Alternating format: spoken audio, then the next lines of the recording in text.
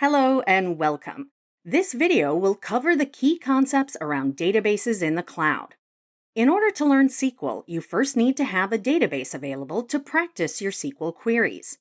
An easy way to do so is to create an instance of a database in the cloud and use it to execute your SQL queries. After completing this lesson, you will be able to understand basic concepts related to cloud databases, list a few cloud databases, describe database service instances, as well as demonstrate how to create a service instance on an IBM DB2 on cloud. A cloud database is a database service built and accessed through a cloud platform. It serves many of the same functions as traditional databases with the added flexibility of cloud computing. Some advantages of using cloud databases include ease of use. Users can access cloud databases from virtually anywhere using a vendor's API or web interface, or your own applications, whether on cloud or remote. Scalability. Cloud databases can expand and shrink their storage and compute capacities during runtime to accommodate changing needs and usage demands, so organizations only pay for what they actually use. Disaster recovery. In the event of a natural disaster or equipment failure or power outage, data is kept secure through backups on remote servers on cloud in geographically distributed regions. A few examples of relational databases on cloud include IBM DB2 on cloud, databases for PostgreSQL on IBM Cloud, Oracle Database Cloud Service, Microsoft Azure SQL Database, and Amazon Relational Database Services. These cloud databases can run in the cloud either as a virtual machine, which you can manage, or delivered as a managed service depending on the vendor.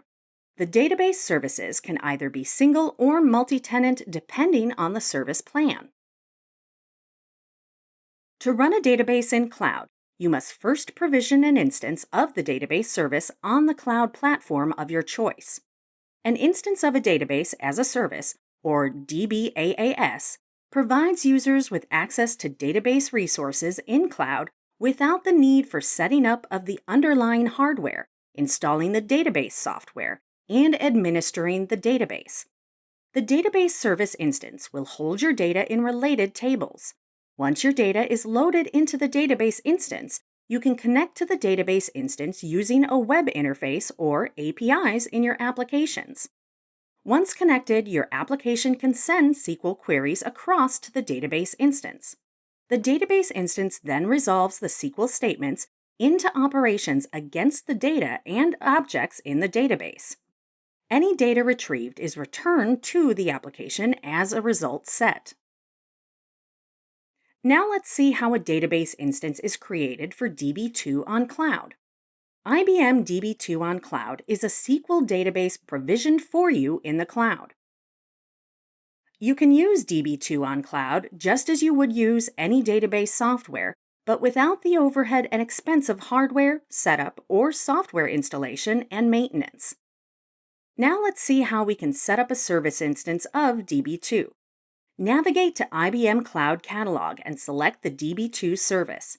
Note there are several variations of the DB2 service, including DB2 Hosted and DB2 Warehouse. For our purposes, we will choose the DB2 service, which comes with a free Lite plan. Select the Lite plan. If need to, change the defaults. You can type a service instance name, choose the region to deploy to, as well as an org and space for the service. Then click Create.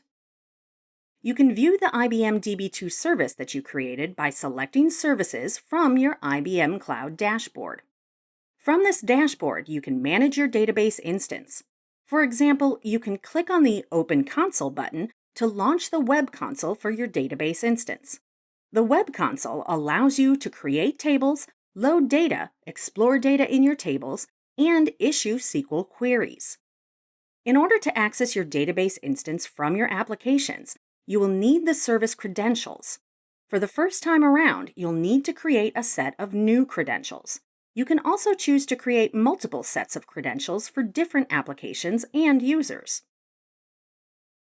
Once a set of service credentials is created, you can view it as a JSON snippet.